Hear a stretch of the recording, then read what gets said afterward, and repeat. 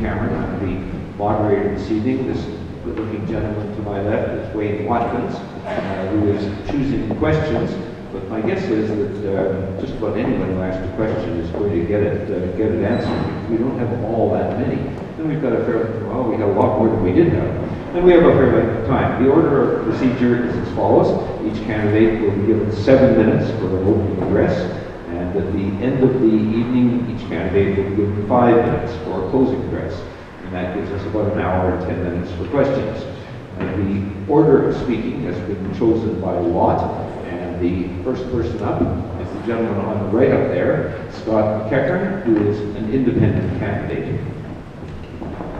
Good evening. Once you said, my name is Scott McEachern. Just so you know, the reason why I wore orange tonight was that, being an independent, I can work with all the parties. So on Tuesday night, I will be wearing probably a green shirt.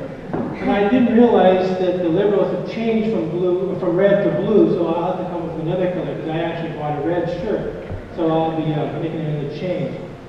Anyway, going into this, I was thinking many moons ago, how could I make a change? How could I make it better? And I thought about joining a political party, but as time goes on and the more you learn about an MLA, there seems to be a lot of parsing that goes into it. And what happens is you get into the parliament and all you're doing is you're hearing a lot of ridicule back and forth, and nothing really gets resolved. So I thought, first off, what is the role of an MLA? What truly is the role of this person? And for a number of years that I've lived here in British Columbia, because originally I came from Manitoba. I moved here in 1990 is when I moved to British Columbia. And in 1994, I was offered a job from Vancouver to move to Victoria with the Maytag Corporation. And at that point, they said, we want you to develop the area for our corporation and move on. So I did, I moved here. And in 1995, I started to just watch all the political things that were going on. So with myself, I thought, I need to get more and more involved and hear what they have to say. And as more I got into it, I realized that I wasn't really sure what their role was. And the role of an MLA is to speak on behalf of the people, you people, and bring issues to the forum, so that way then we can figure out and find a proper resolution for all the matters. And not only that, to be also fiscally responsible. And a lot of times when I sit back and I think about it, they just spend money left, right, and center. It doesn't really seem to matter. Every day they want to add more to our deficit, and as time goes on, I don't know about you people, but in my household, the game is coming to the end, and I don't have a whole lot of money left to give them. And as time goes on, if they're going to go and they want to keep adding more and more to this budget or to our deficit, not only will you not afford it, and I can't afford it, even our children won't be able to afford it. So hopefully, we'll have some questions, we'll have some answers. You can give me, I'm going to pass out some sheets to people if they so desire. You can get involved with my campaign. And we can maybe come back and get some answers to all the people and all you, so we can make our Saanich North and the Islands a place where we all want to live. Thank you. Thank you for coming. And thanks to the Central Saanich Ratepayers Group for sponsoring this town hall. I'm glad to see that Central Saanich Ratepayers are still alive and well and doing good work in the community. My name is Gary Holman, running for the NDP. I wanted to give you a little bit of background about my history, my professional experience, my work experience. I've been a consulting economist for 25 years. I had the privilege of working on several NDP legacies in this province, including the Bishka Treaty, the first modern-day treaty signed in Canada. I worked on the fisheries component of that treaty. I worked on about a dozen land use plans throughout British Columbia, where the NDP doubled parkland in BC. If you look at the three NDP governments out of 21 possible over the last number of decades, we've created most of the parkland in British Columbia. I'm proud to have played a role in that, supporting land use planning tables, evaluating the economic implications of new protected areas, including the Central Coast, Clackamas Sound, Robson Valley. I live on Salt Spring Island, which is part of the constituency. I'm sure everybody knows that. I was elected their Capital Regional District Director for 6 years. I served 2 terms. Started the bus system on Salt Spring, established the Water Council. That was a great learning experience. I served on about a half dozen committees at the regional district level, including facilities planning and regional parks. I also have a strong background in the land trust movement. I've served on the board of the Land Conservancy of BC and the Salt Spring Island Conservancy. I established on Salt Spring, working with Brian Pan, a well-known environmentalist, the Southwest Salt Spring Conservation Partnership, and the entities, the conservation organizations and agencies in that partnership protected about 2,600 acres of land in Salt Spring, so I have a strong background in green space protection. I'm running in this election for 3 reasons. First and foremost is to change this provincial government, and no offense to my colleague Stephen at all, but it is time for a change. It's time for a change for the better. This government has lost its way. They've lost the sense of the public interest in British Columbia. There are some examples of that I feel more strongly about. The Utilities Commission of British Columbia. There are billions of dollars of power projects in this province that have been precluded from review by the BC Utilities Commission, the independent watchdog that is charged with guarding the interests of ratepayers in the province. The government advertising is going on. Partisan advertising, taxpayer paid $16 million of partisan advertising. You'll remember the sale of BC Rail, despite promises to the contrary, and the corruption trial that resulted from that, ending in a $6 million payout to 2 Liberal insiders who pleaded guilty. Those are some of the more egregious examples of the Liberal government having lost its way. I'm also running, as Scott presented to you, to represent the interests of this constituency. Hopefully within an NDP government, hopefully as a caucus member within this provincial government. Have a look at our platform. It's on our website. I think we're proposing a number of very positive changes for this province. We're going to place government advertising under the auspices of the Auditor General, for example. We're going to place all power development in British Columbia under the auspices of the BC Utilities Commission. We're going to restore and reinstate the authority of all those independent watchdogs that keep tabs on government of any stripe. We're going to invest millions of dollars in affordable housing. We've got a target of building 1,500 units of affordable housing in British Columbia per year. So over 4 years, that would be 6,000 units of affordable housing, something this area desperately needs. We're going to reinvest part of the carbon tax in public transit. When I was Series Director on Salt Spring, I established Salt Spring's first bus system, won a national award. Ridership is quintupled. It's something I'd love to work on here. So, thanks very much for coming. I really appreciate it for coming out on a Saturday night. I'm sure you're going to have questions that will get into more details on specific policy issues and concerns. And I just want to thank all of my fellow candidates here coming tonight. You know, I do feel a certain amount of, we share a lot as candidates. We go through a lot as candidates, and I want to say here right now that all of us, this has been a very positive campaign, and I congratulate and applaud all of the candidates, including Scott, for putting themselves forward for public office. Thanks for coming. It's Rachel Hallis, nice Jalicha. So Hanap Sinatame. Just Alea Sinat Musevich. Lea Watafu. Good evening, my friends and relatives. It's great to be here with you this evening. My co-Salish name is Sahana. My English name is Adam Olson. I'm from right here in this territory, born and raised, in fact, just down the road in Sarkle First Nation here in Brentwood Bay. Thank you for coming out, as Gary just said, on a Saturday evening, right about the same time as Hockey Night in Canada is about to get fired up to show the local team. I went to school right across the street at Brentwood Elementary. I started at Little Raven for kindergarten, came here, and then I went to Mount Newton and Stellies. I worked just behind us here at True Valley. down at Butchard's. And as my wife and daughter just come in the room, I'm very proud to say that we were married in this very building.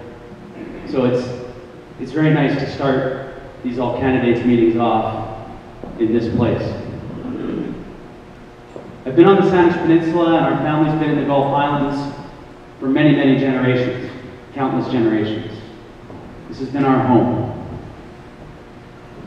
I'm a family man. Emily, my very patient, loving wife, and I have 2 kids. Silas Wolf, who's also following in his father's footsteps in his first year at Brentwood. And Ella Rose, who's joining us this evening. She's 11 months old and has just learned how to say, "Hey, Dad," which is kind of fun. My siblings, my parents, my aunts and uncles, my grandparents, we all live here. I got into politics for 2 reasons. One, because I had this he's actually a current Central Saanich councillor, Zeb King, banging on my door saying, "Adam, get involved in local government. Adam, get involved in local government." This was 4.5 years ago. And I'm glad he did that. It's been the best 4.5 years of my life. I'm standing here today because of something that my grandmother taught me. And for those of you who've been following along in local government here in Central Saanich, you may have heard this story, but she implored me to be a steward of this territory, to love this place that we inherited, to protect it. And she said, "Adam, as a mixed blood man, you have a responsibility to share that message, that it's not just the Saanich people who are here to protect this place and to look after it, its environment, its people, its economic activity, but it's everybody who lives in Saanich. It's all of us." And that is why I continue down on this journey in politics, because I can be useful in that way. I'm a small business owner. My family owns a business called Saanich Fusion Knitwear. In fact, tomorrow will be a 1-year anniversary where my sister and I pitched the business to the Dragon's Den, which was quite an incredible experience. My mother and I are First Nations housing consultants. We work in First Nations communities across the country, doing our best to develop housing policy that works, that builds good, quality homes for First Nations people right across the country. I'm in politics because I'm a communicator. I'm a networker. I enjoy connecting and engaging with people, hearing about the concerns, hearing about the opportunities, and trying to solve local problems locally. Having a child who's just into the education system, I understand the serious concerns that we have in education. And a grandmother who just entered into long-term care actually during this campaign, I understand the challenges providing services for seniors. I'm not in politics for a career.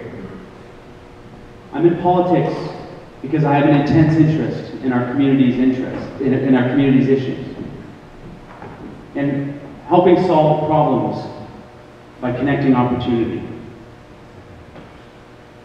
And I also believe that the Greens have a place in that legislature. We've seen this 2-party system evolve in British Columbia, and it has not had healthy debate. We have not had a healthy discussion. I was at the movie Whip last night, and it's been something like 60 years since the last time a piece of government legislation has fallen. That's not right. That's not debate. That's not democracy. We need to have Greens in that legislature because we bring a new approach to government. We will bring more respect in that legislature. We've seen it happen, and we can bring it to the legislature here in Victoria as well. We'll work collaboratively with all sides of the political discussion. I've done that here in Central Saanich, and I'm quite proud of the success that we had in building relationships right across the political spectrum. And I will continue that kind of work in the legislature as well, dedicated to working together with people to find ideas, the best ideas, not just the partisan ones, Not just this idea or that idea, but the best idea, and bring it forward. You know, there's about 30% of people that identify themselves as voting something other than a Liberal or an NDP, either a Green or a Conservative. Those voices are not in our legislature. And that's unfortunate, because those are people that get cut out of the political discussion. With Andrew Weaver and Jane Stirk and I, we have seen in those three ridings, thank you, the momentum is growing. I would like to thank residents and ratepayers for inviting us here today. Again, all of the candidates for joining us in Brentwood. Our volunteers, you guys have been fantastic, thank you. And I look forward to your questions. My name is Stephen Roberts, and I'm here representing the BC Liberal Party tonight. Thank you very much to the Central Saanich Society for organizing this event, and thank you very much to all of you for taking time out on a Saturday night when you might be with family or at a hockey game to be here listening. It's important to be engaged, and if you take one thing away from this, it's what the people here have said to you tonight and what inspires you to vote come May 14th, because that's why we're all looking forward to doing this. I'd like to first tell you a little bit about my background. I'm actually from this area also. I was born in Sydney, on the island where Westhaven Hospital used to be, our community hospital. I was first on Wayne Road. Maybe we'll switch.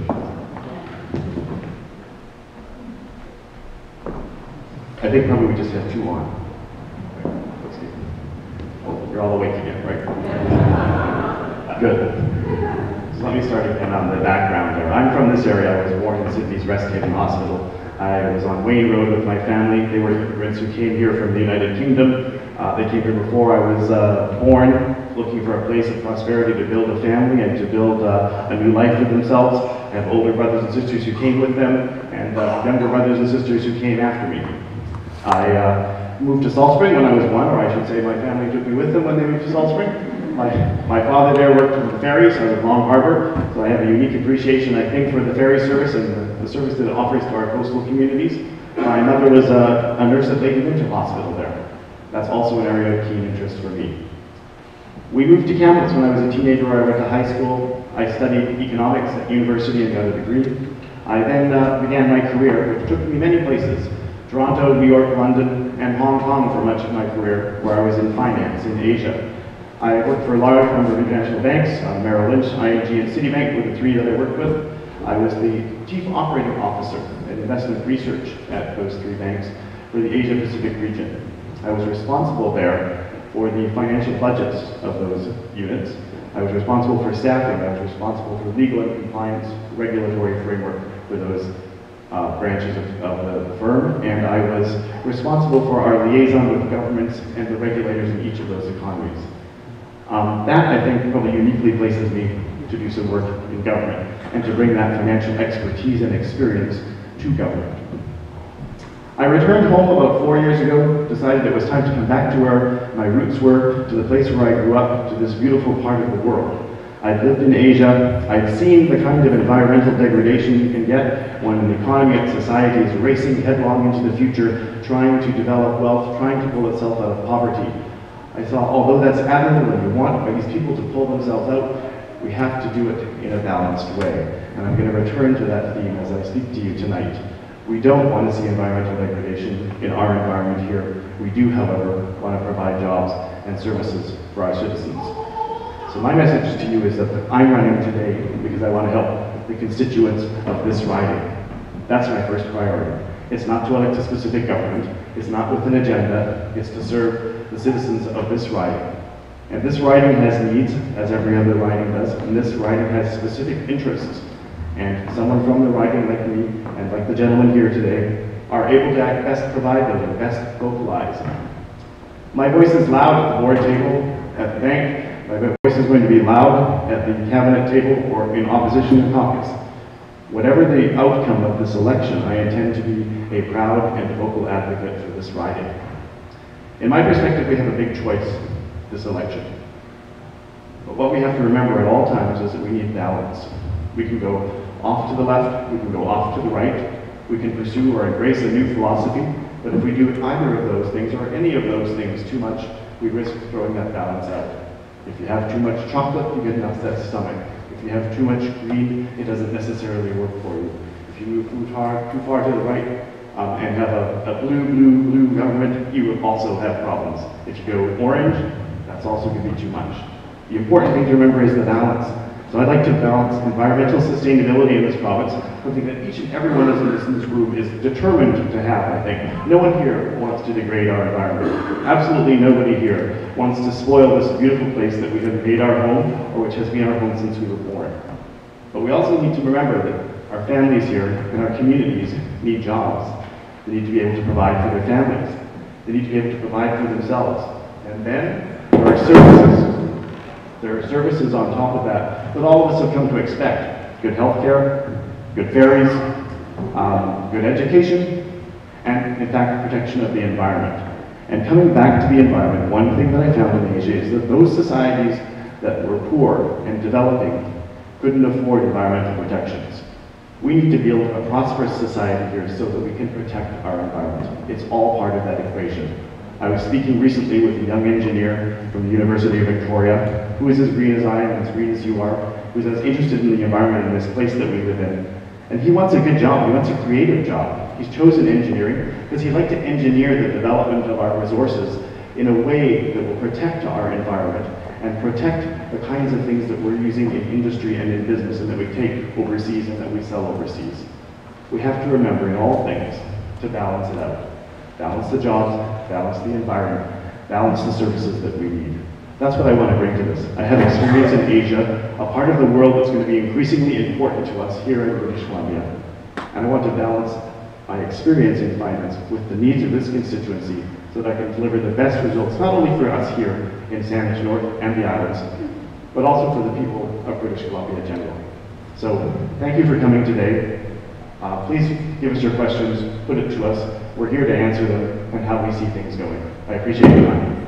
To all the candidates, should the BC ferries become part of the highway system and be subsidized as an essential service?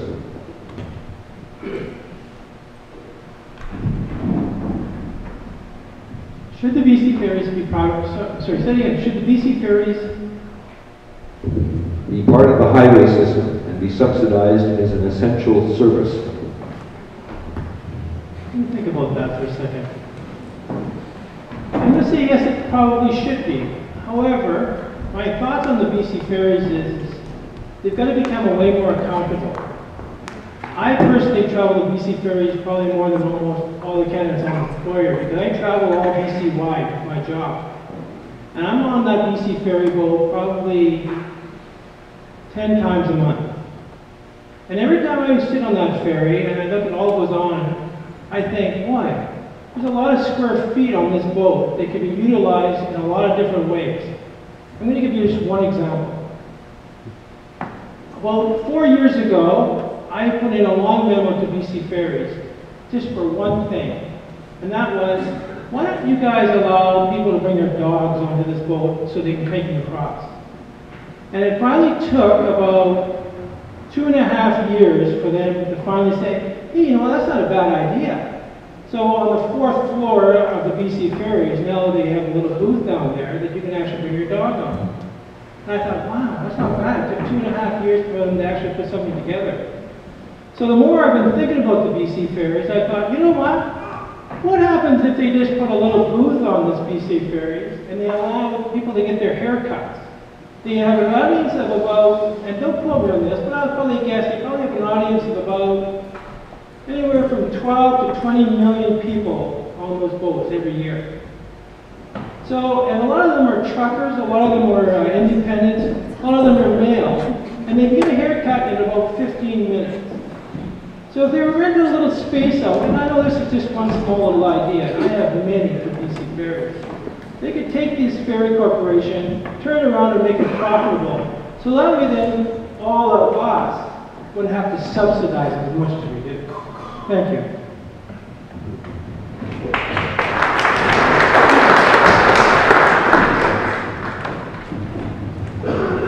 Well, as you can imagine, I'm a huge fan of BC ferries, having grown up on the Queen of Sebastian and the Queen of Sydney operating out of Long Harbour when my father was a seaman on that ferry.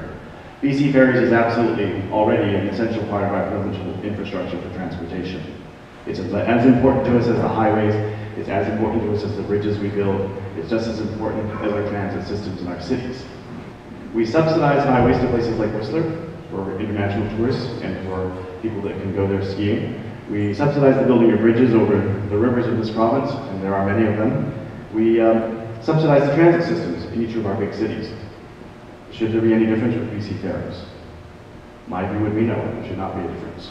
BC Ferries has become quite expensive. It's a better service than it was a decade ago, but it is expensive for our island communities and our coastal communities. In my perspective, we need to do something to make that more affordable for families here in British Columbia, particularly those here on our coast who rely on it to get to work, to get home from work, and to take their families on vacation. So absolutely, it has to be treated like an affordable part of our provincial transportation infrastructure.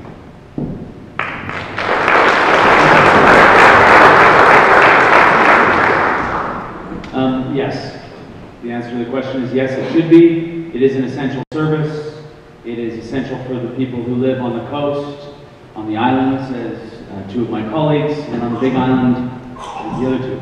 You know, I think that it is required for the residents and it's required for commerce. And I think that it is an essential part, and it's, in a lot of cases, life and death for people who live on the islands. I'm going to take it a little bit further, though. I'm going to say that we've got a big problem on our hands, and that is that our vessels are aging, and that not much has been done with it, and that we've tried to make it a semi-private system or a private system, private corporation, and that hasn't worked. And we've deferred buying new vessels. We've pushed it down the road, and now we've come to this point where we have to make a decision on how it is that we're going to provide that service efficiently, cost-effectively, because the people rely on it.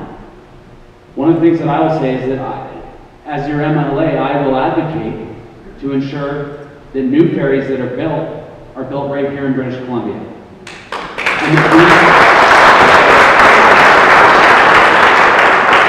And that we invest that taxpayer money right back into the communities in this province, so that that money can cycle back through our economy.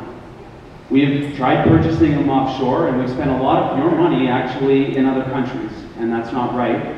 We should be investing that money directly back into our people, and it will help create thousands of jobs, not just in the marine industry, but in many, many other industries as well. So, thank you.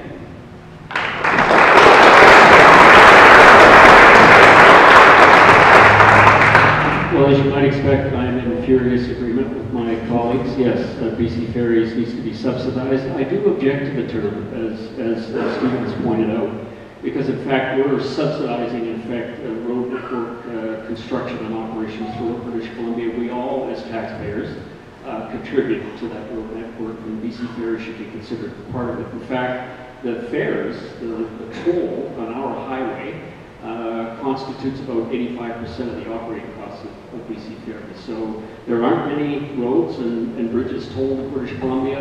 When they're all tolled, then come talk to us about subsidizing BC Ferries. The NDP, as you know, has just announced that it will be freezing fares for 2 years. I'm really glad to hear Stephen talk about the importance of BC Ferries to our local communities and economies. But you know, look at the record there. In the last 10 years, our fares have doubled. And that has had an impact here on the peninsula, but particularly on the Gulf Islands. And I do live on a in a ferry dependent community. I served on the Ferry Advisory Commission for Salt Spring for 6 years. I think I understand the problems of the ferry corporation. The NDP is going to freeze fares for 2 years, give us some breathing room, and undertake an independent assessment of the cost and the organizational structure. One thing that's happened in the corporation in the last 10 years is senior management in BC Ferries has tripled over the past 10 years. That's something, that's an example of thing we need to look at. In terms of new ferries, one of the things we're going to examine is the possibility of using natural gas in the engines, which will reduce operating costs and reduce our greenhouse gas emissions.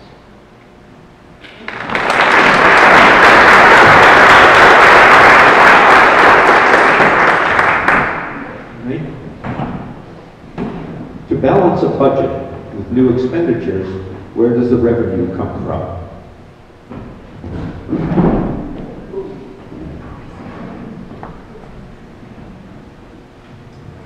The question is, how do we balance a budget and where do we get the new revenues from?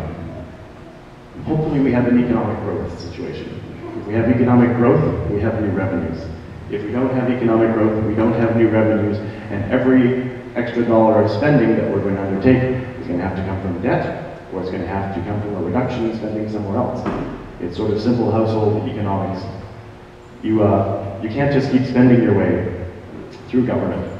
Ultimately, the debt collectors come by and ask you for the money back. The province of British Columbia is fortunate that it has the highest debt rating among provinces in this country of ours. As a result, our interest costs are lower than for any other province in the country. That means the money we do have to borrow, and in the next year's budget, as the Liberals have presented it, we don't need to borrow anymore, we'll be balanced. But if we do need to borrow, we borrow at the lowest interest rates. Lowest interest rates means that our debt servicing costs are lower, and we don't have to spend as much on interest. We can spend it on services and operations, things that you and I all care about. Nobody wants to pay the interest on the credit card. No one wants to pay the bank interest on your mortgage, but those are things that happen if you go into debt. When you go into debt for a mortgage, that makes sense because you're investing in your future. When you go into debt to undertake some investment in infrastructure, that makes sense too because you're looking for economic growth and benefit in the distant future for your family and for the generations to come. But if you're not doing that and you're just spending every day to run your operations, you quickly find out that that's unsustainable and you can't do that. So if we're going to have more spending on the kinds of services that you and I all want, we're going to have to keep this economy growing because through growth, there are more revenues for this province that are available to fund the things that we all want. Thank you.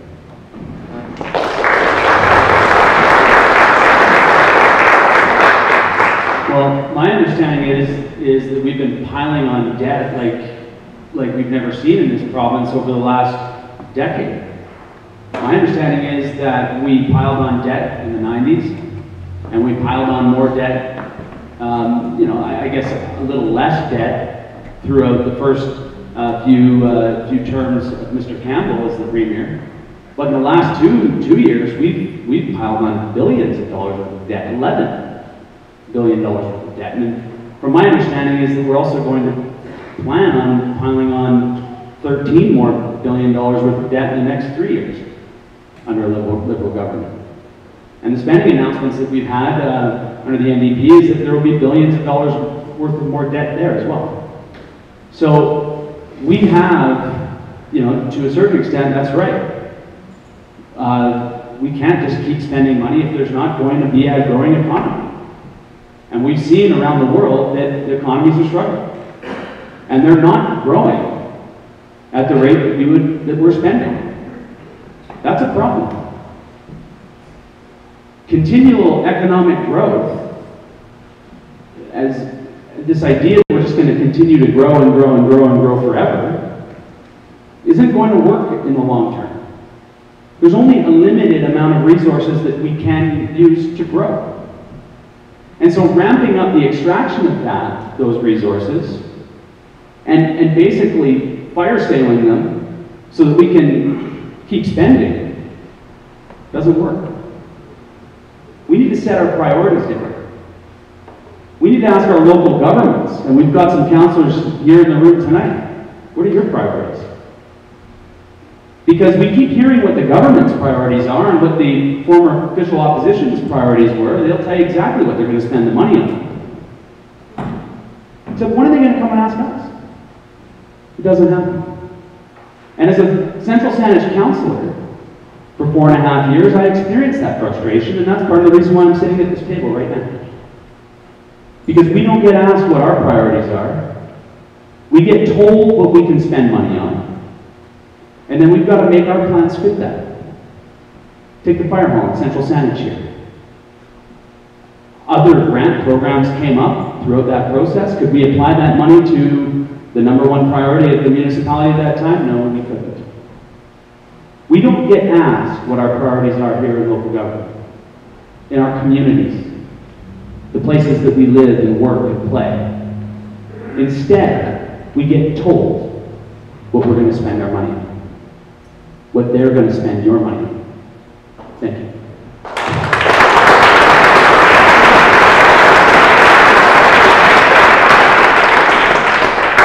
Well, in fact, you're not being told what we're going to be spending money on. You're voting. You're voting on a basic vision here, and there's two parties that are possible for government here, Liberal and NDP. And you're going to be voting on the priorities that both of these parties have put forward, and we will disagree about whether we think the Liberal budget is balanced. The NDP doesn't think it's balanced. It's based on, well, transfers a dividend from BC Hydro, which is accumulating billions of dollars in overruns, but they're still taking a dividend from BC Hydro. The balanced Liberal budget is based on $800 million in asset sales, so that's not going to happen in 1 year. The NDP has proposed some spending increases, and we have a fully costed platform like the Liberals, and we will disagree with the Liberals on those platforms. The Greens don't have a fully costed platform. So, you know, look at the websites, look for those platforms, and understand what we're proposing. You get to vote on that. You get to make that decision. The NDP believes that the budget should be balanced over the business cycle, that there shouldn't be a draconian balanced budget approach every year. The Liberals had balanced budget legislation, which for the last 3 or 4 years they've had to vote down in the legislature. They've run, if you don't believe they've balanced the budget in the last year, they've run 5 consecutive deficits. And in terms of the debt question, absolutely it's a concern. Carrying costs on our debt for every dollar spent by the provincial government, the carrying cost on that debt is 6 cents. So put it in perspective, compare that to your own household situation. Debt invested in schools, in hospitals, in affordable housing, public transit, that is an asset that has an economic life, and it's absolutely justifiable to be incurring debt, particularly at these interest rates, to invest in those kinds of things. So balance the budget over the business cycle. Don't do it every year. If the economy is slowing down and you're still balancing the budget, what it means is the government is comprising, it's another drag on the economy. So you have to take a balanced approach to it. And yes, debt is a problem, but keep in mind, 6 cents of every dollar, that's the carrying cost of the debt.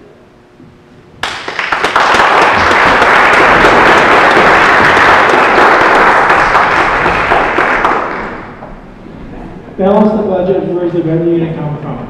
Let me tell you something right now, ladies and gentlemen. The economy is not going to get better over the next 3 years. I know that's harsh words, but it is not going to get better. Matter of fact, it's probably going to get a little worse. So my recommendation to everybody would be is that the government right now brings enough money in from all of us, every single one of it. So my recommendation would be is to buckle down and stop borrowing more money at, he said 6 cents. Does everybody realize that's 6%? Not, 6 cents sounds like nothing, but 6% is a lot. We cannot afford any more. None. They bring in enough money to cover all the expenditures that we want. They have to become more frugal in how they spend our money. It's our money. It's not the NDP, it's not the Liberal, it's ours. And we need to speak up loud and clear, and I'm going to do that for you, to tell them to stop. And let's work with what we got. Because if you and I go out, and the banks don't give us more money, if we spend all the money, it's over. Well, that's the way I feel. And that's how I want us all to look at this. Stop spending our money. Thank you.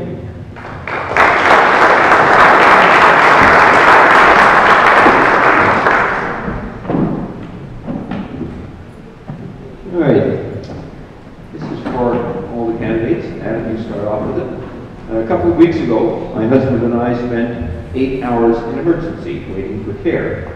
What strategies does your party, or do you, have in place to improve wait times in emergency rooms and in general?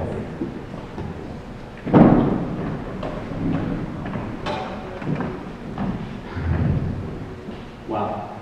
The healthcare system is approximately half of our budget. We keep spending more money on our healthcare system, And it's basically putting Band-Aids over top of people's problems, fixing diseases once they're there. We need to have a much more holistic, long-term look at our healthcare system.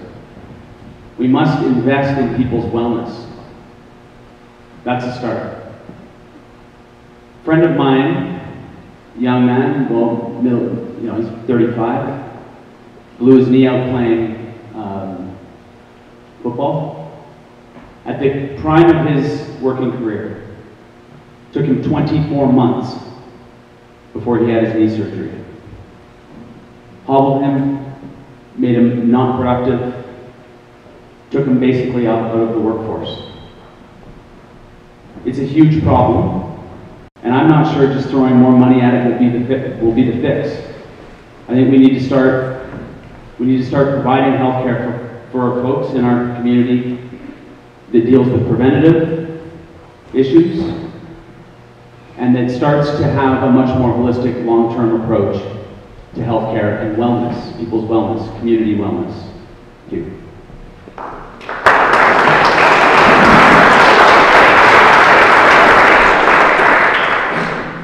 Yeah, healthcare is one of those fundamental services that we all treasure, of course invented by Tommy Douglas in Saskatchewan. The NDP is going to be investing more in community health clinics, hiring nurse practitioners and nurses. We're going to have a special focus on rural healthcare, which has really been degraded over the last number of years throughout the province. I served on the Health Facilities Planning Committee with Ted Daly when I was serving on the CRT, and we were successful in securing funding to upgrade the hospital at Lady Minto, including the operating room. Despite promises to the contrary, we just lost that operating room. It's being shut down despite over $2 million in local taxpayer dollars, including your dollars, because the healthcare facilities are regionally funded, and $800,000 of donations. So there's going to be a special focus in our budget about restoring some of those services throughout British Columbia. Look at Mission, Nelson, all throughout the province. There's been a consolidation of healthcare facilities, communities losing their hospitals, and each and every one of us have a right to that basic level of service. And when we talk about spending and the concern around spending, this is one of those key things that we have to maintain. And I personally and the NDP will not support further tax cuts that further erode essential services like healthcare. That's a basic choice you get to make about whether you want those kinds of tax cuts that are going to erode those essential services.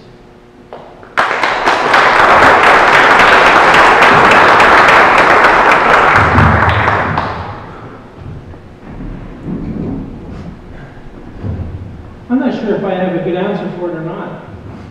The more I've been thinking about this is that sometimes I think we have to look within the healthcare itself. I'm sure there's going to be some very, very intelligent people that work within those hospitals.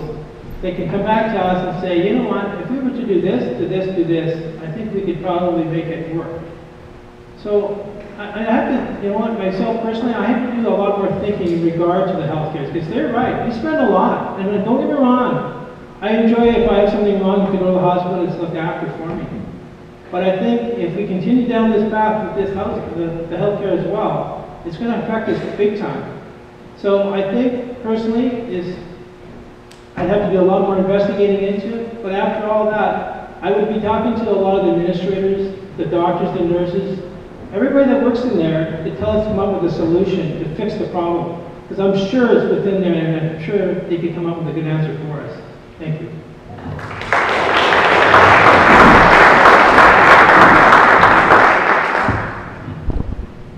I would say that arguably healthcare is the most important service that the government provides for us. Each and every one of us has an interest in it. Over the last 12 years of the BC Liberal government, healthcare spending in this province has more than doubled. It's up by more than 100%.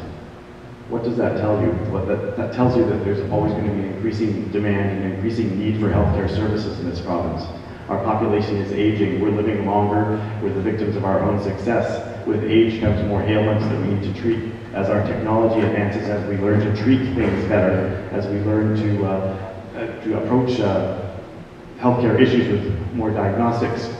We incur expenses. It's never ending. We're never, ever going to be able to spend enough money on healthcare.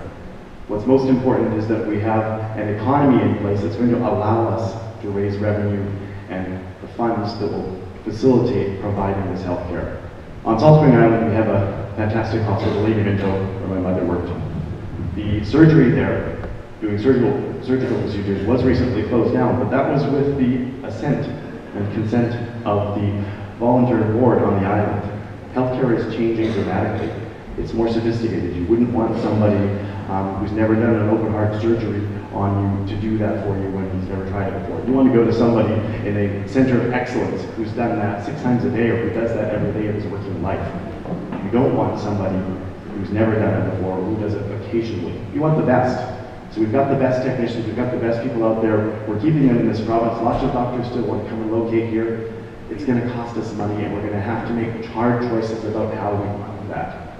There's no question there. The BC Liberal government is tied to make creative solutions. We've brought in the nurse practitioner. The nurse practitioners are a godsend. Those are nurses that can take on a primary healthcare role, which allows for you to get service more promptly. Saanich Peninsula Hospital is a fantastic facility as well. I'm behind that one 100%. The kind of treatment you get when you go there is exemplary. Contrast that with going into a huge urban hospital in one of our large city centers.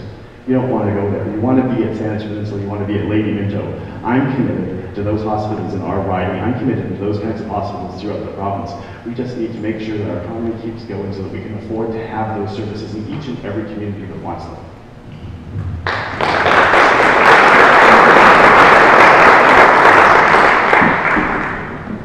Gary, you start off with this. If you are elected to office, will you continue to consult with those in your constituency and represent their concerns, or will you simply play follow the leader and represent the wishes of the leader of your party? Thanks. Well, when I was making my remarks earlier, I said I was running to change the provincial government and to implement the platform that the NDP is committed to. So I will be holding the feet to the fire of our leader, our party, to implementing the platform that we've committed to you. And this is what you get to make a decision on. You get to choose between the platforms of the party. So that's what I'm committing to. I'm committing to this very detailed, balanced platform. So that's number one. I'm not shy about sharing my opinions. You may have gathered that. You will realize that the NDP caucus is a very democratic institution. But the debates within caucus are very lively, very energetic. I will play my role in those debates, and I will represent the interests of this community. I'll defend the interests of this community, and I don't care what the leader says. I will be defending the interests of this community. But you know, it's a complicated question. It's a platform issue. I haven't really. This is what I'm committed to: is running to implement the platform that you get to vote for.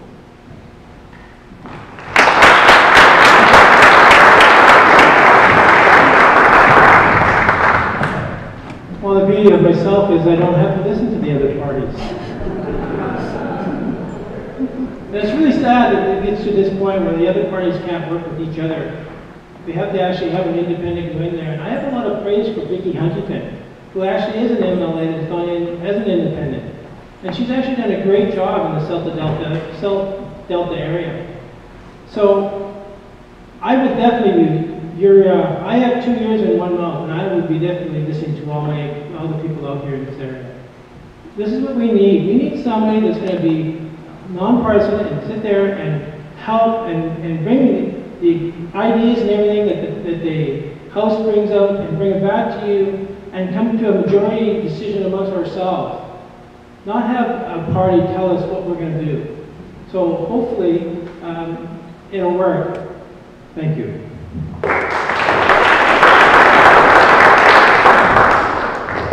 Thank you, Scott. For that question, I'm definitely envying your position. It's definitely much easier. Much easier if you don't have an overlord telling you what to do. But it's a good question. It's a fantastic question, particularly for people who are wanting to represent you as citizens in the constituency. We gather around political parties because they largely represent what we believe in, that their philosophy or their approach best represents the way we like to see things operate. We can't ever agree with them 100%. We're all individuals. We're all going to have a different idea. It's not going to be the case that we can say that platform is 100% perfect. Do you guys think that any political platform is 100% perfect? Of course it's not. So you have to remember your constituents. You have to remember where you came from. You have to remember the people who put you there, the people whose ear you have and the ear who you have. That's what I intend to do for this writing. I'm already out there on an issue on the ferries. I'm a little bit more of a strong advocate for saying that we need to make sure that subsidy makes those ferries affordable for British Columbians. That's something I promise to advocate for. I'm not a shy, shrinking violet. I'm not afraid to speak up at the corporate table. I'm not afraid to speak up at the government table. If we've got a leader who's misled, I'm happy to inform them. If we've got a leader who's not sure where they're going, I'm happy to add my voice and to try and influence the direction that we go. That's what you're electing me for. You're electing me to be your voice, to pass along your views to the people in power. And that's what I intend to do.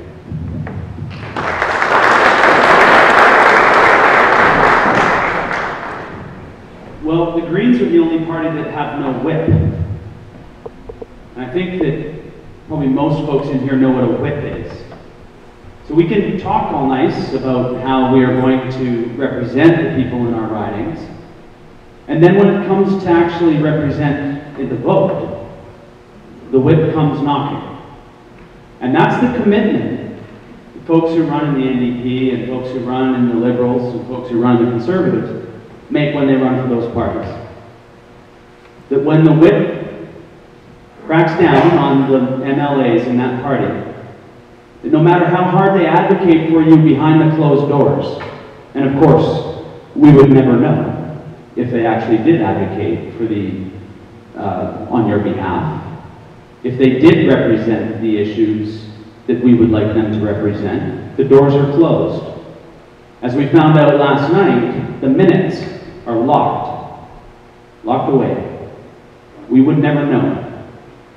So when the whip comes around and cracks down on the MLAs, all the advocacy and everything that is being promised makes no difference. Because as we find out, more often than not, in fact, overwhelmingly more often than not, whipped MLAs stand up with their leader. Because there's far too much to lose if they don't.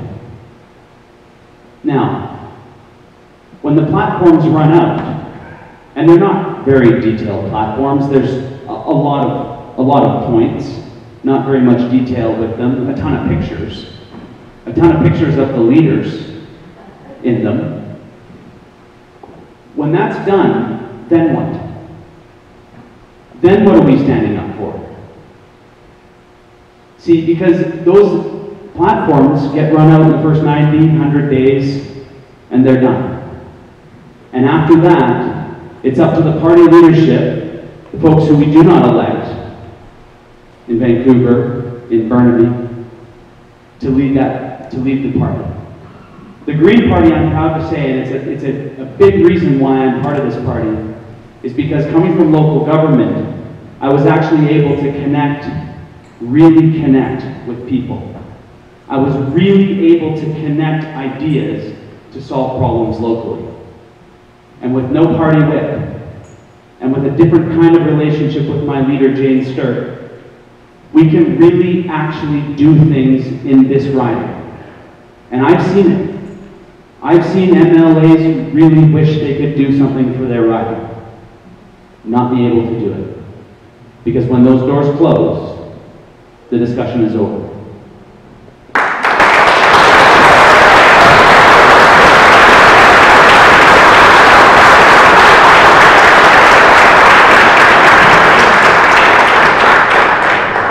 Again, to all candidates, and I guess you start off, Mr. Holman.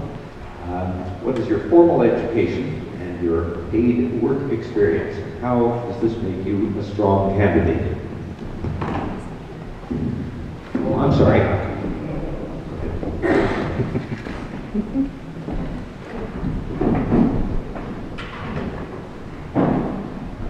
I'm a grade 12 graduate out of Manitoba, and like I said before, when I moved out here, my job is I'm a sales representative for a furniture company, which I travel BC-wide with. So that's where I get my income from at the present time. I do a lot of sales and marketing with this particular company. The company is a manufacturing company out of the United States. So my job is to go out to a number of independent furniture stores throughout British Columbia and do all the sales and marketing with themselves. So that's what I do. Thank you.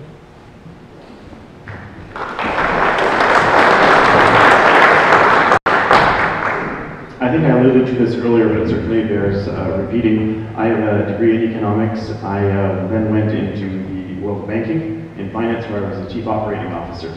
Now, chief operating officers are the people responsible for the operations of a business unit. They run the budget, they run the staffing issues, they run real estate, they run legal and compliance, and they do that. In my case, I did that across 12 countries in Southeast Asia. So I have an understanding of how financial markets work. Our employees were analysts who looked at individual economies, they looked at individual companies, and they looked at individual sectors where they might recommend that your mutual fund advisors or you yourself would invest your funds. So that was a service that they were providing. I was running that team of people and individuals.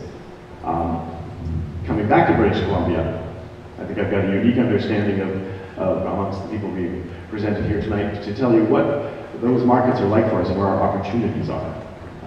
I've got the financial background to look at budgets and help us keep things under control in terms of spending and find out where we might direct ourselves to best serve the interests of British Columbians in terms of growing this economy. And that doesn't always mean just producing more. Growth comes from productivity improvements. And when we're analyzing and studying companies and economies, we look at productivity growth. And that's how you do things better, where you produce more wealth with the same stuff because you do it smarter, you do it better, or you have an advanced technology that allows you to do those things. I think that kind of perspective is invaluable. We're in the big leagues now in British Columbia. This world is not operating on a provincial scale. We're all interconnected, and we have to remember that. We have to understand the storms that sometimes grip the international financial world and how we can best prepare ourselves against them. That's what I think the experience is that I bring here.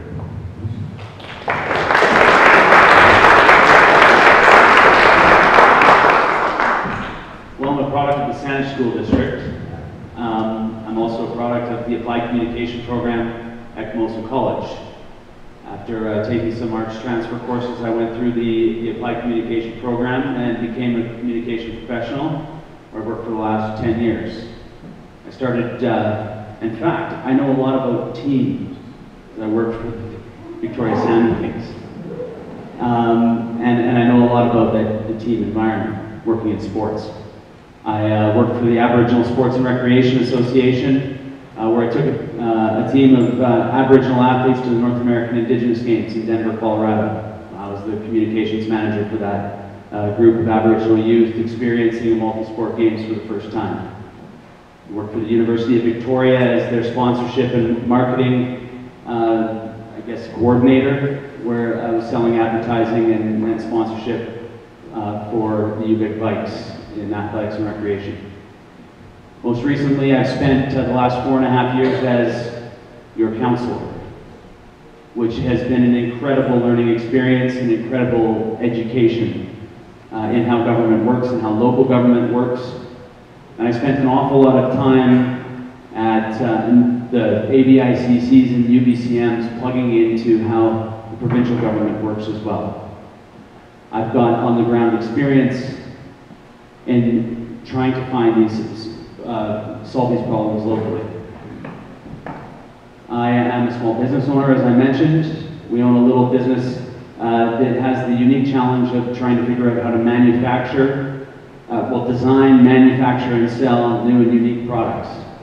It's quite a challenging little business, and although it's more of a hobby type business, it still has all of the challenges that any business owner would have to go through. I'm a First Nations housing consultant, which, as you can imagine, has its own set of very significant challenges. Trying to remove mold from people's houses as it's embedded in their walls, and create policy that actually works for people so that their housing isn't falling in around them. And so that's what I've got to bring to the table. Thank you.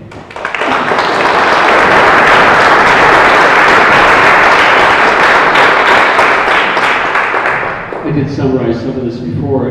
I actually think this question is related to the previous one too, about representing the interests of your constituents. And I do feel that my background enables me to make a contribution in a number of areas that connect our platform to this community, connect our platform to the needs of the community.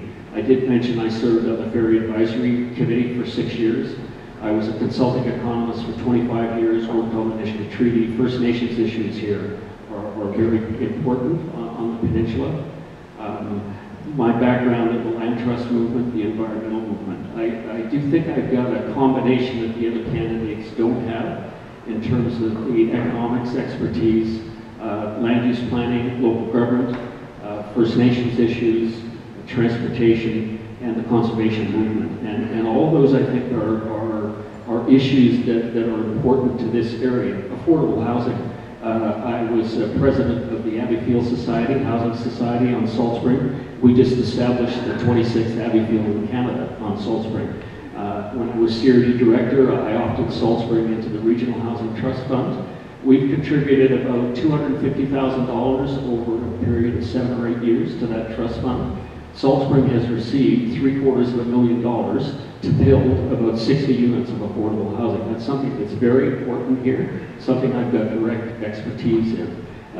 Public transit, we definitely need to be improving public transit here. We do know there's a lot of employees commuting to the peninsula, and we need to find affordable housing for them. And failing that, we need to find ways to get them to their workplaces without having to drive their cars, and that involves public transit. I started the bus system on Salt Spring. Ridership on that system has quintupled since 2008.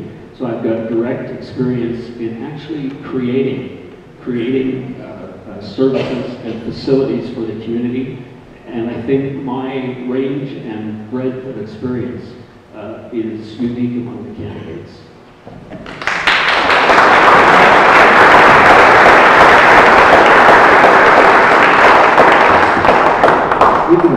First, if elected, what will you do to foster the growth of our largest manufacturing sector, food processing? Will you restore the funding to the Food Innovation Centre of BC, which was recently closed by the Liberal government?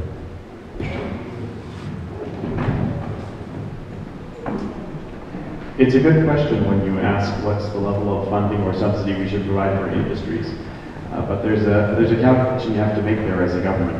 What's the return and what's the amount of taxpayer support that we're prepared to put in there?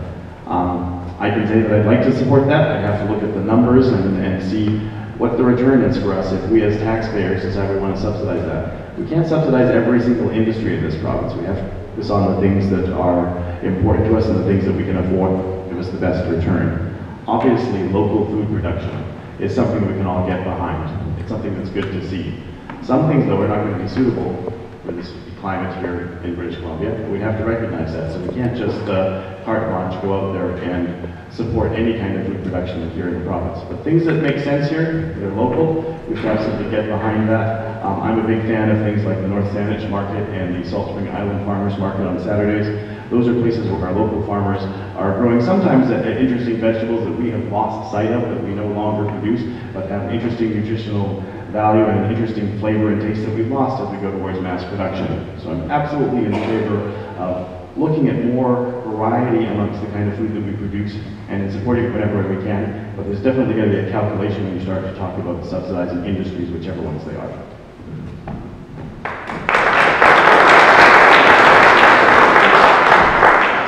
Well, to answer the specific question about the food processing innovation, I don't have enough information about what the investment was in that to answer directly, but what I will say about agriculture on the Saanich Peninsula, I think everybody knows that a majority of our land is actually in the ALR. And so this is a huge part of the local economy here. And as a Central Saanich councillor, one of the biggest gaps that we have is actually in the processing of our food. We've got such a small window for our agricultural producers to sell their products. The markets are fine, except for the fact that it's only a few weekends out of the year. We need to lengthen that window for them to be able to sell their products, and part of that is to be able to process. Local food supply, local food security has shown up on the CRD as being one of the top ranked issues for people. We understand that actually food is necessary. And so we want it, and we feel that it's necessary to have it produced closer to us. We understand that the further away the food has to travel to get to us, the more our food supply and our food security is threatened. And so investing in a community's ability to be able to process its own food is incredibly important. And we've gone away from that. We've gone into big industrial farming where we can rely on food coming from California, but not so much. And I don't think actually people really feel that comfortable with that system, because we know where the food's going to go in the case of a disaster, and it's not going to make its way all the way up the I-5. And if we haven't actually been able to secure our food supply here, like once this region did like none other, the food security of this region 150 years ago was incredible. You didn't go far at all to find anything you would need to have a very healthy lifestyle. I got the wave. Thank you.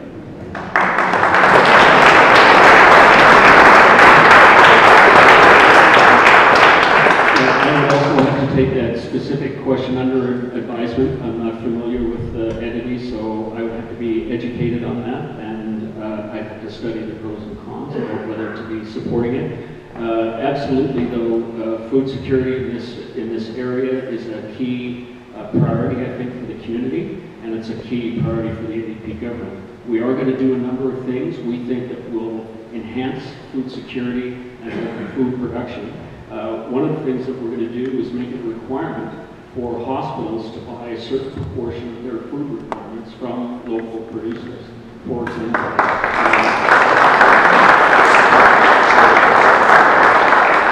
we're going to reinstate the Buy BC program, a very successful marketing program to encourage purchase of local food produce. Of course, the NDP created the Agricultural Land Reserve, and you can imagine what this peninsula would look like.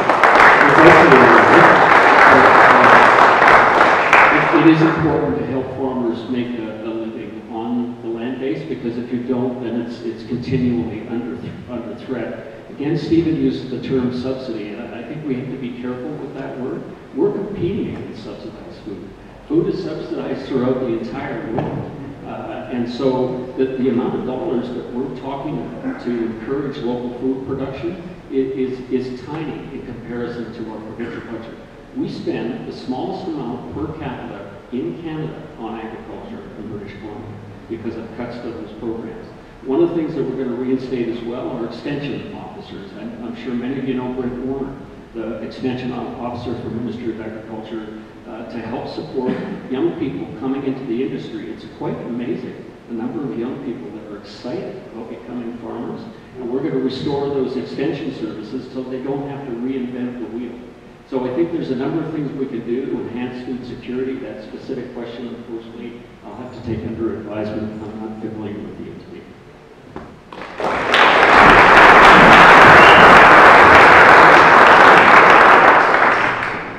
I as well have to agree with you there too. I don't know very much about it as well. However, I do come from an agricultural background because I was born and raised on an agricultural farm in Manitoba. And I do know the importance of fresh fruits and vegetables that you can grow.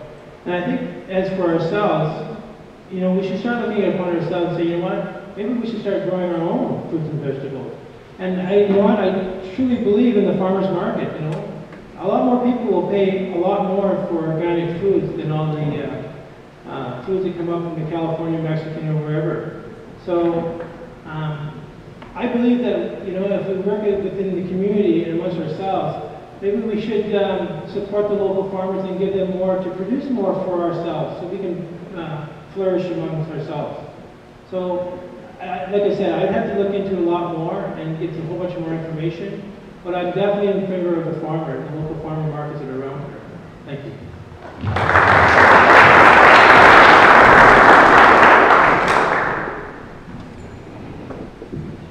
I'm not quite sure how to frame this question because I don't want you to answer each specific point. So if you could give a general answer, I think I appreciate it.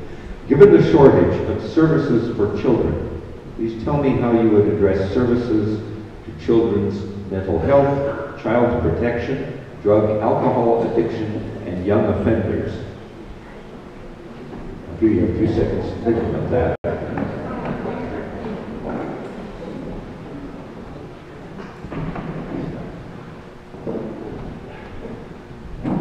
My goodness.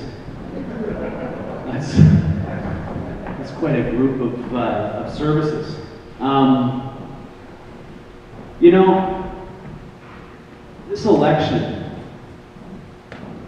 I have a young son, Silas. He's 5. And he's a really incredible little boy. And I've seen him go and move through this election with us. He's not new to politics. This boy's been in politics his entire life. But the decisions that we make affect our children in the deepest way. And I've seen our little boy be affected by this election. Because you know what, these campaigns, they're not like anything else in real life. I mean, it's insanity. And I think all of my colleagues will agree with that. So I think that we have to understand is that the stress that we have in our lives, whether it be someone driving from Langford to work in North Saanich at one of our industrial, or someone living in Cobble Hill and coming down into Saanich to work, that stress affects our children. And so I think the answer to that big catch-all group of services, which is very, very difficult to actually, and you wanted the general answer? So the general answer is that we need to go easier on our kids.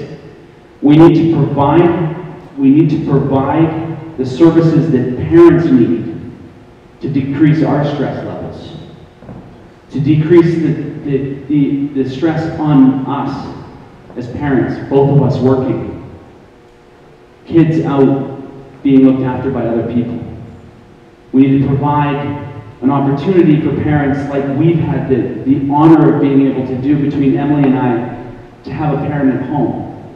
And it's only because we've worked life to the way that we could make that work. And so I think that the way that we can help our kids is by helping their parents. Thank you.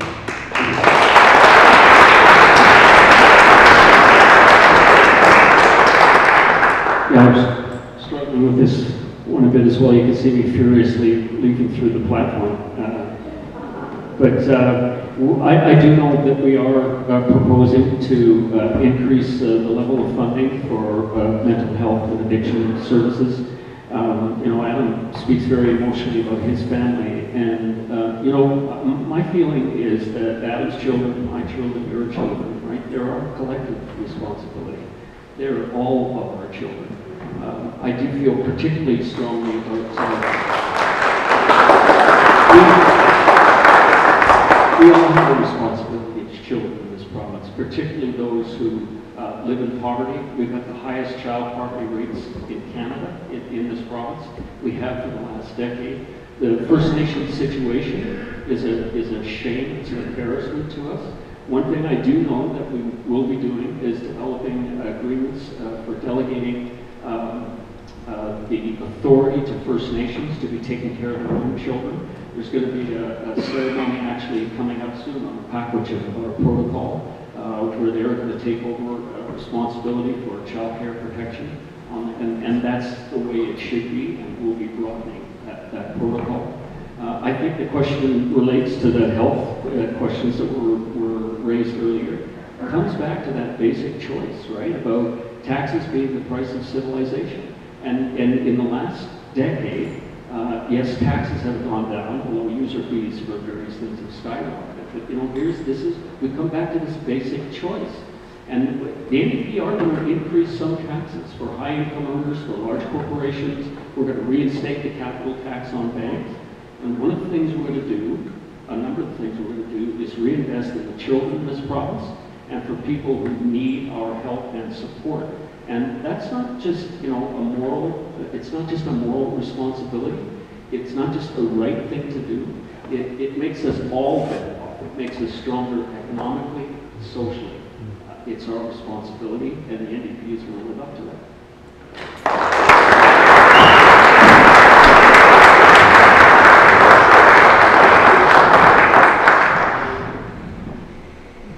I don't like to be critical, but it's pretty sad when a person says, I have to look through my platform to come up with an answer for you. Wow. Anyway, you know, it's not a family that raises a child. It's a community. So I think it's all of us that have to step back, take a look at it, and say, you know what can we do to help our children be better citizens? So I think that a stay-at-home parent would be a really good thing. You know, I was fortunate enough to have our 2 children, with my wife, to stay home for about 14 years of their upbringing. And I think that my children are pretty decent citizens. And I think if we could somehow come up with a, I don't know, a tax incentive or something for the wives or the husband to stay home and raise the children, I think it would be a massive benefit. And not only, you know, in a very short term, but I think in long term. So it would be something that I think that if I was to get elected, is that something I would look into more and more. To keep a parent at home for, you know, the first 12 to 14 years of the child's life. Thank you.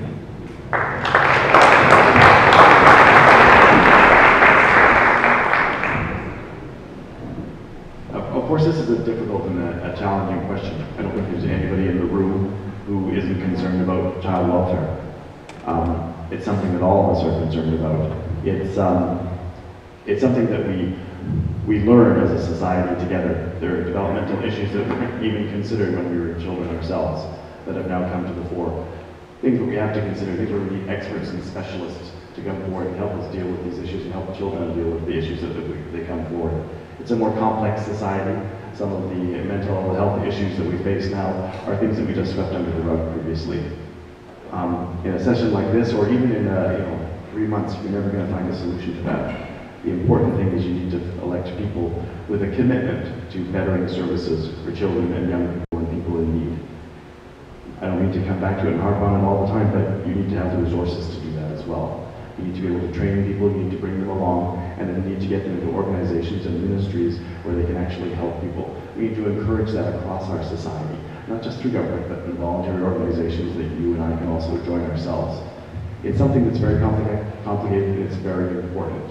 There's no way we can turn our back on children in need, and we have to make sure that we're electing people who know that, who are concerned about that. So when you're looking at the candidates around you, make sure you bear that in mind. Elect somebody you think is sensitive and thoughtful and has an idea in mind about what they'd like to do and who does not care in their heart, because that's a pretty important thing to consider in the public. You want to make sure that you're able to identify with that person and see that they're going to move for you on issues like that. Because these are so profoundly human to us, and we really need to be able to have confidence in our government to pursue them and follow them, because you can't really say that any government doesn't want to work on this and fix this and solve this. We all do. I'm sure all of the gentlemen up here with me today want to fix this and do this better.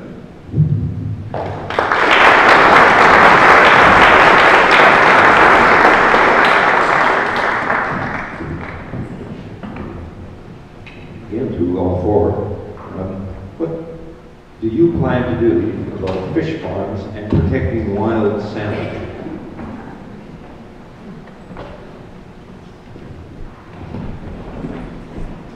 Thanks for the question. Well, the NDP will be supporting the recommendations of the recent Cohen Commission on the so-called missing sockeye.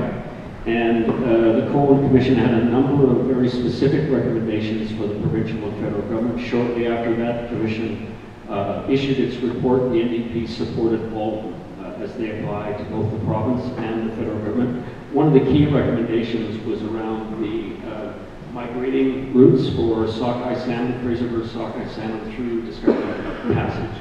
Essentially what the commission recommended is that there needs to be further monitoring about the interaction between fish farms and wild stocks. There's a real concern that Alexander Morton and others have been working on regarding the potential for transfer of disease from farm fish to wild stocks. And the COA Commission didn't come to a conclusion on that, said we needed to have better data on it. But by 2020, if DFO could not definitively prove or demonstrate that there was minimal risk to wild stocks, the commissioner recommended that all salmon farms in the Discovery Passage be moved, and the NDP will support that. I actually worked as an economist for the Salmon Aquaculture Review during the 1990s, during the NDP government. The basic regulatory system that we have in place now came out of the Aquaculture Review. I worked on the socioeconomic component of that review. So many of the rules and the regulations that are in place now came out of that NDP inquiry. In 2007, there was an all-party legislative committee that also made recommendations around farm salmon. And you know, the recommendations from these inquiries tend to have a similar feel to them, which is to place a moratorium on future expansion of the industry, to monitor the impacts of fish farms and wild stocks very carefully, and to move the industry towards closed containment. And all of those recommendations the NDP support and I support.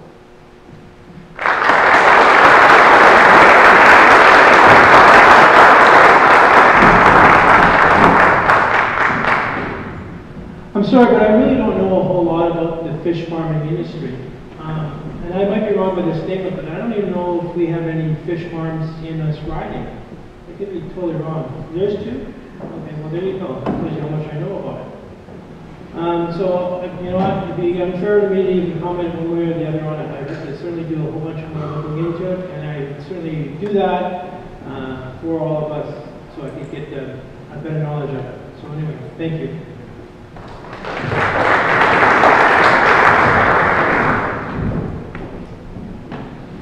Salmon is pretty much iconic. It's for British Columbia. If you think of British Columbia, if you're overseas, you ask people about British Columbia, they think of salmon. We think of the sockeye in particular.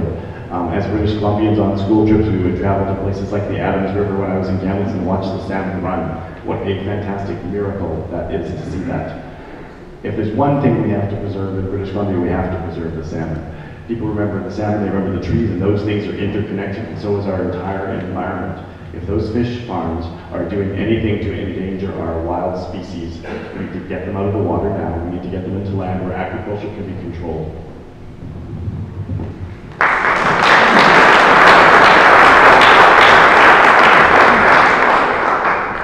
Well, I agree.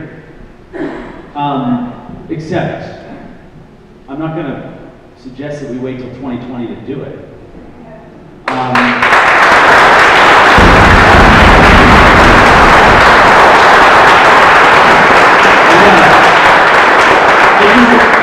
I grew up on the Saanich Inlet fishing salmon. And the fish that my grandfather talked about walking across their backs to go visit his cousins in the Malahat. And because they were that plentiful, you couldn't actually do it. But that story paints a picture in your mind, one that is real.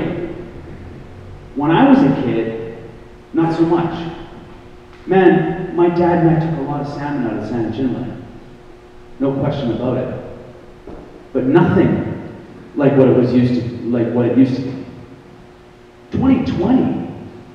You know, so we're gonna wait another 7 years. Well, in 7 years, when I was a kid, it went from taking salmon out of the bay to nothing. We can't wait. If there's any questions about this, why don't we just make policy? Why are we monitoring? Why don't we just move them out of the water? Move them out of the water.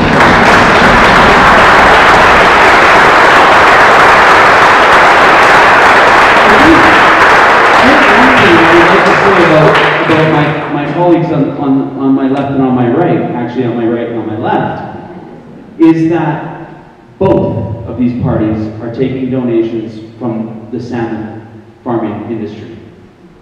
And I think that we need to be very careful about that, because waiting is not the answer here. Let's just make some policy, let's just move them out of these migratory routes, and then let's get to work with our local governments to start to restore the streams that we all live on, right next to, that is actually the spawning grounds of where those salmon need to come back to.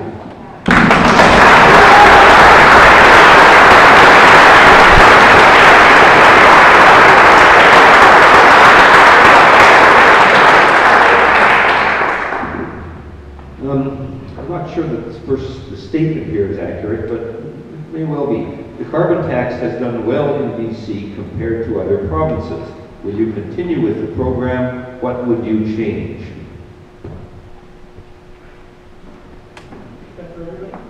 Yes, yes, sorry.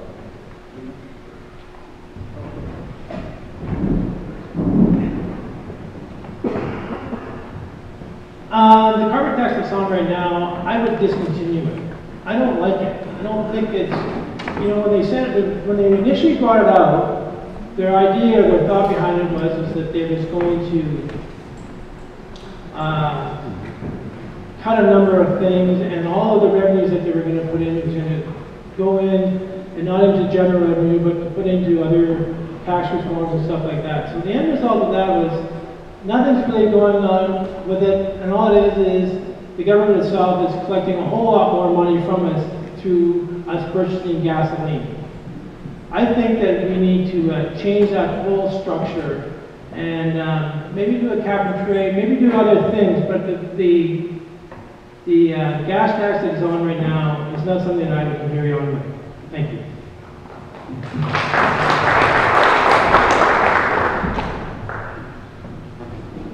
The carbon tax that the BC Liberal government introduced was the first such tax in all of North America. It's been successful in that it has started to reduce the use of fossil fuels in this province, which was its aim. The NDP has now bought onto that program as well. I'm not sure if they're happy about the reduction of fossil fuels or they just like it because it's a tax. But I think the point is your BC Liberal government brought in a revenue neutral tax. They didn't want to raise money from it. They just wanted to direct people away from fossil fuels. They've done a number of other environmental initiatives as well that are guided the same way. Before 2020, we have an undertaking to reduce greenhouse gas emissions in this province by 30%. The NDP also has endorsed that and said that they would follow that were they to form government. The BC Liberals are not soft on the environment. This government has brought in a lot of initiatives that are designed to protect this environment for all of us. The carbon tax is one of those. We should keep it. We should probably amp it up a little bit, keep it going, so that it further encourages people to move away from the use of fossil fuels and using things that are not so damaging or don't produce so many greenhouse gas emissions.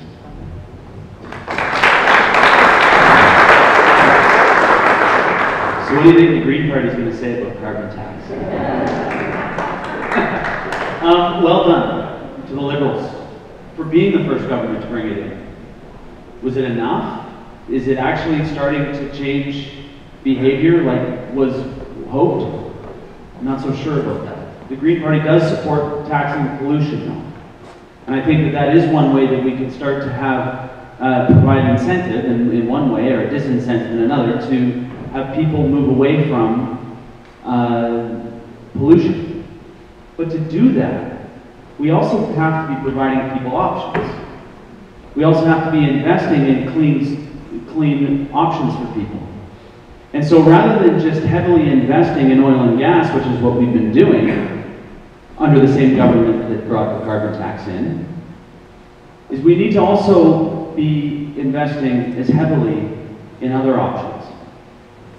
We need to be providing people, because we've seen with organic foods as an example, is that when we're given a choice to make a better decision, we do it. And that it started with the head of lettuce. And now it's every single product in the grocery store aisle you can walk through and you can find an organic version of it, as an example.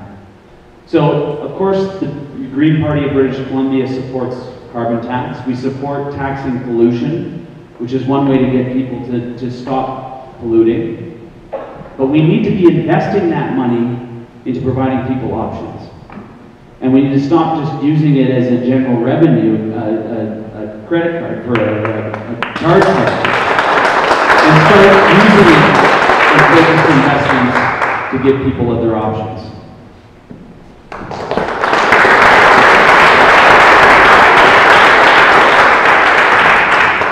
So that's exactly what the NDP is going to do. As Stephen mentioned earlier, it's getting a little less friendly up here, but as he did mention earlier, it was brought in as a revenue neutral measure. So as the carbon tax went up, corporate income taxes came down, and I do commend the Liberals it was the first carbon tax in North America. I do think that's a legacy of this province, and I do commend the Liberals for that. So we did have some problems because of what Adam mentioned about the fact that it was revenue neutral, and all the revenues went into general revenue and spent on a number of good things, for sure. But what we're going to do is increase corporate income taxes for large corporations from 10% to 12%. And that's going to generate incremental revenue, and we're going to reinvest that directly in public transit, including public transit on this peninsula. And we're going to reinvest it in energy conservation retrofits. You know, there is one thing, I mean, renewable energy, absolutely we should be supporting, encouraging that. But please remember that energy conservation really is the best investment that you can make, actually reducing and that's what we're going to be reinvesting the carbon tax in, is energy conservation retrofits for residential, commercial, and industrial.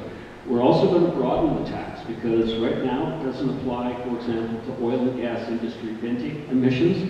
We're going to broaden the tax to include those emissions. And that generates fairness. That generates revenue, but it's also a fairness issue. We're paying the carbon tax, but the oil and gas industry, ironically enough, is not their own emissions. But one final thing, and this is something that I was lobbying for in our platform. We're going to keep open the option for future increases in the carbon tax. Scott will be very pleased with this. In cooperation with local governments, you are aware that right now the federal government transfers a portion of the gas tax to all local governments in British Columbia. And there's a set of guidelines that determine where you can spend that money. And that's the kind of thing that we are willing to discuss with local governments, perhaps through UBCM, perhaps in cooperation with regional districts.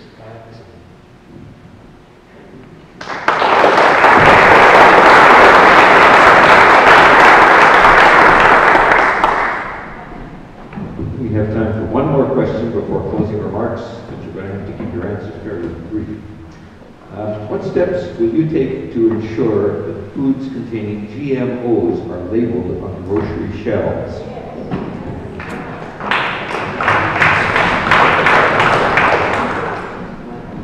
I take it the crowd's not too fond of those kinds of foods.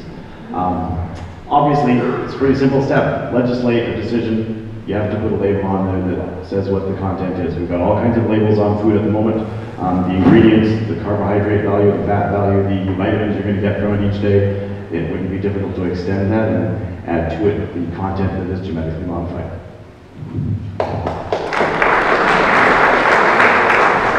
I agree with the legislation. I think rather than just proposing the legislation should be put there, though, that I would also support that legislation.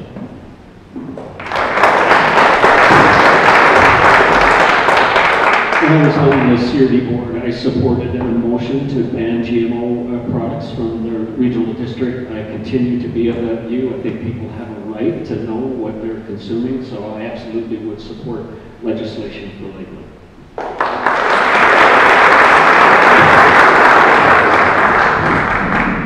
Wow, we finally all agree on something. No, I have to agree with the other three here. I would definitely do the same thing. Thank you.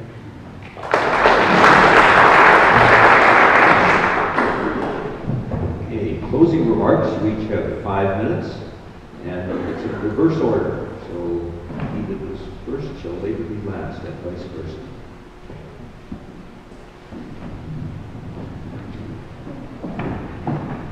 Well, Well, thank you very much for peppering us with those questions. It wasn't so much as peppering, but it was a long group of excellent ideas and thoughts, and I appreciate you guys bringing them to us.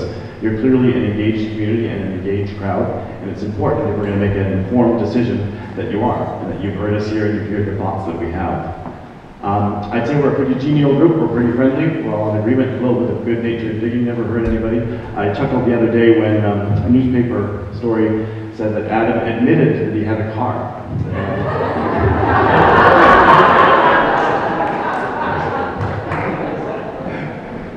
I thought, well, of course he probably has a car, we have to get around.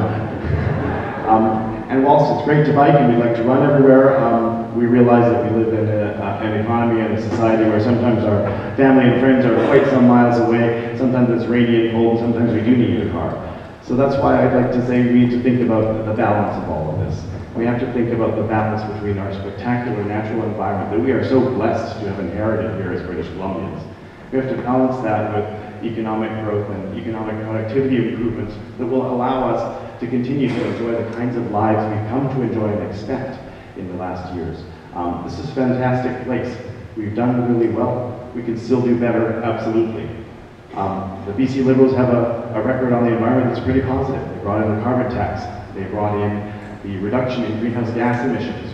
We brought in other taxes that you probably don't like too much as well. Every time you go buy a new microwave or a kettle or a toaster, you've got to pay an environmental fee for its disposal. Those are all things that are important to us. I would come back from Asia on many of my visits, and I would step out of the airport at Vancouver and breathe in the air here, that beautiful mix of coastal rainforest and sea air that was just incredible. And coming from Asia, where there's been a lot of environmental degradation, that truly reminded me that I was home and how special this place is to protect. So I came home to a place that I had loved all my life. I bring people here, I invite people here, I show people this special part of the world that we all so enjoy. And I want to keep it that way. I want to make sure that the people here are able to afford to look after their families, to live lives where they can be creative and can build a family and buy a home and enjoy the things that are around us. They can fish, they can kayak, they can swim, they can sail on our waters, they can hike through our coastline, through our forests. All of those things are vitally important. And I'm also proud too of the services that we have here. The services that many people don't have in other parts of the world. Things that we can also be proud of as British Columbians. In my mind, you've got to have a balance of everything that we enjoy here. You have to have a balance of environmental protection, a balance of growth that delivers the kinds of incomes and the kind of prosperity that we can have in British Columbia. And you want to have that balance of services where we get the education and the services for young children that were raised earlier in this province. You want all of those things to be balanced, and I think this party, the BC Liberals, is the best option for that. I'm here as a candidate because I believe in that balance. I believe in representing the constituents of this riding, and I intend to be a strong and vocal voice. I grew up on Salt Spring. I was born here in Sydney. I've been overseas. I've seen what other places are like, and I'm back here because this is really the best place on earth. This is the best part of the world, and we're very blessed to live here. And I thank you all for coming tonight. And if there's one thing you do, and I know you're going to do it, is make sure you do go out and vote on May 14th, because it's an important decision you have to make. Thank you.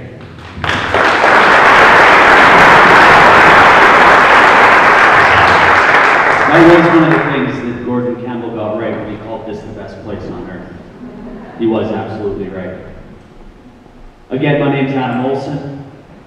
I thank you for coming this evening. I thank my colleagues for coming out to this little community that I grew up in, Central Saanich, and that I'm raising my family in, Emily and Silas and Ella, and get to hang out with my nieces and nephews on the same property. It's pretty cool.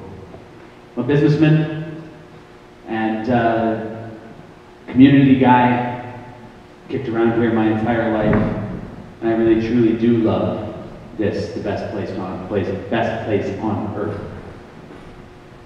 We've heard tonight, actually, and I'm quite excited about this, candidates from the candidates on stage here rush to be the greenest people here. Seeing the same polls and hearing the same messaging that I am, and that is that it is important to us here in Saanich North and the Islands. It is important to us here in the Capital Regional District to be seen as the greenest candidate on the stage to emphasize all the greenest things that we're doing. It's fantastic. And I don't take it personally. I happen to have the green name on my signs. We've also heard how we're going to have some independence. Independent voices within party caucuses that traditionally don't allow much independence at all. That also makes me feel good. Because I think it is a message that British Columbians, and certainly a message that I'm hearing on the doorstep, is that folks actually want some real change. Not just change for today, or the catchphrase that we have, change for the better, but real change. And we've seen it. We've tasted it here in Saanich, north in the islands.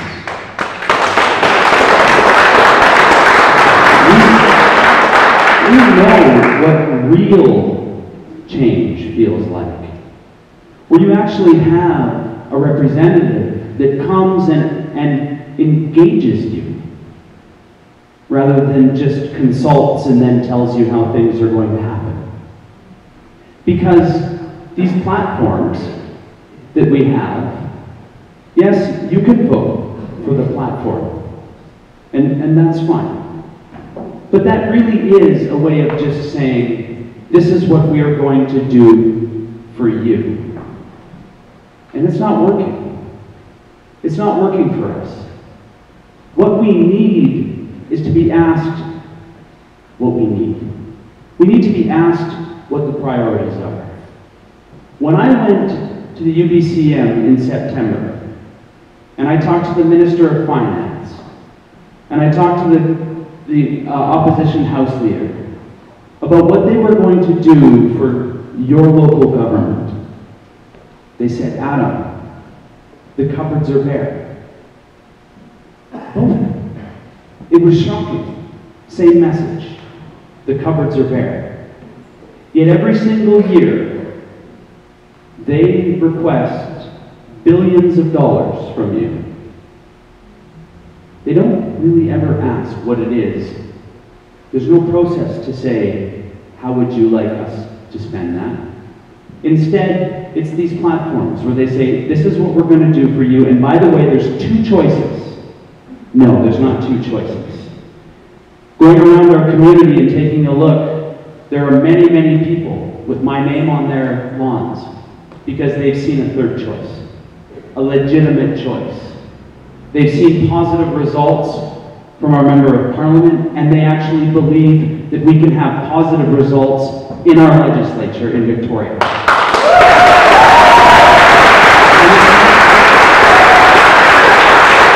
And we can move just a little bit further past change for the better. And we can move just a little bit past today's party, whatever that means, and stand on our record, stand on the kind of dialogue that's been going on in our legislature for the past 2 decades, which both the government and the opposition are responsible for. It's not just the government, it's both parties are responsible for the kind of dialogue that they've been engaging in that legislature. Thank you very much. Please, vote green on May 14th and elect me, Adam Olson, as your next MLA. Thank you.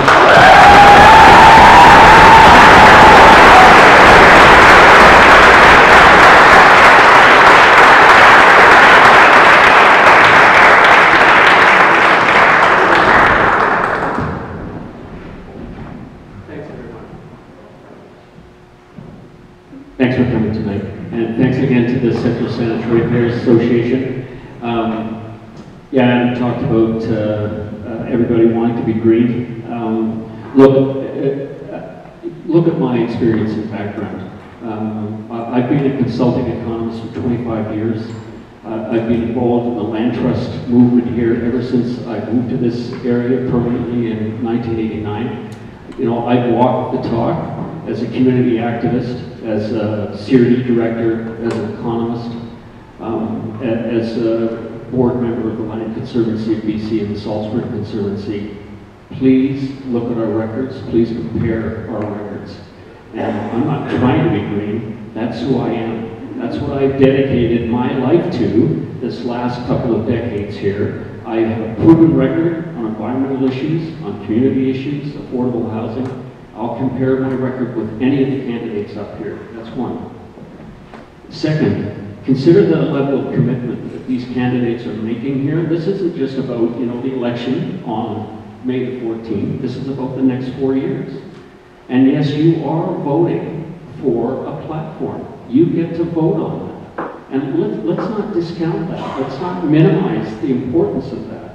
And what I want to do as your MLA is connect this community, make sure this community gets to benefit from the platform that the NDP is committed to.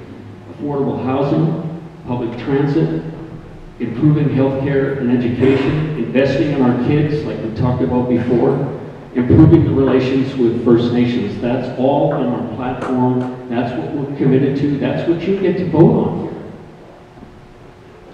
I've been canvassing, knocking on doors for the last 9 months in this constituency. I've knocked on 5,000 doors, and compare that again to the other candidates, I think I've knocked on more doors than any of the candidates sitting here. I've been working on this election since 2009, when 12,800 of you voted for me in 2009. I lost by less than 1% of the vote. We need to change this government. This constituency is really important to the NDP forming government in this province. And yes, it will be a change for the better, and it will be for the next 4 years. I've been working on this campaign ever since 2009. I've been knocking on doors for 9 months, and we've got a lot of lawn signs out there too. The people that I'm working with, I'm incredibly proud of the people that I'm working with. We talked about the MLA here. There is a valid point around this. When you form a government, parliamentary democracy in Canada, look at the United States, where Barack Obama can't depend on his own party to implement improvements in healthcare, right? I mean, if everyone was an independent, you wouldn't have the discipline necessary to implement an agenda. This is a parliamentary democracy. The parliamentary democracies can work. Where do you think Medicare came from? It came from a parliamentary democracy. It can work. And I don't want to be an MLA sitting on the outside complaining about our democracy not working. I want to be an MLA with an NDP caucus making this government work for this community.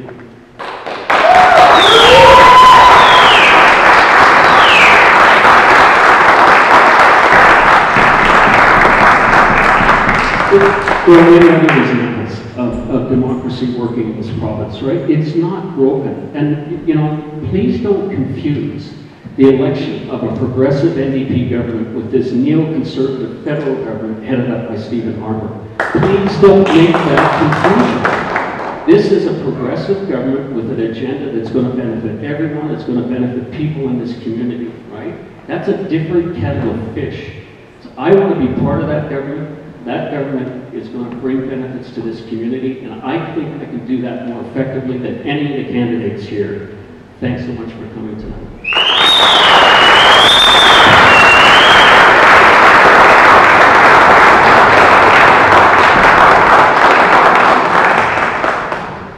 Thank you everybody for coming out tonight as well. Saanich North and the Islands, it is a special place. I have also traveled a lot. I've been overseas. I've always come back, and I can't believe how great of an area we do live in. We are really blessed. We're very fortunate to be here. There is no doubt. As an independent, I can tell you people, it's going to get tougher. It's not going to get easier out there. And the basics of all of this is you got to do simple math. If the NDP or the Liberal get back in, you're going to be adding major dollars, $4 to $5 billion to our deficit. If you start doing the math, the simple math on that, it's going to cost every one of us in here, every man, woman, and child in British Columbia, over $100 a month. Extra. You're going to be paying extra for this. And I don't know where you're going to get all this money from, but I know my household is going to be very, very difficult to come up with another $100 a month over the next 3 years. It's just simple math. So you really have to start looking at it more financially. to be your strong voice. I want to hear you. I want everybody to get on, onto my Facebook. I will have my webpage uploading by tomorrow night. I need to hear your questions. I will get you the answers. I don't want what's been happening to us for the last 12, 14, 16, 20 years here. If we don't start to make changes, we're going to be in huge trouble. America went down in 2008 and they haven't recovered. And they're not going to recover for a while. They get little bursts and spurts, but it's not like it's going to be. And when we do over 75% of our trade with America, it's going to get tough. Even if we go offshore, it's going to take years for this to change. So let's start looking at it. On May 14th, my name is Scott McEachern, and I'd appreciate your support. Thank you.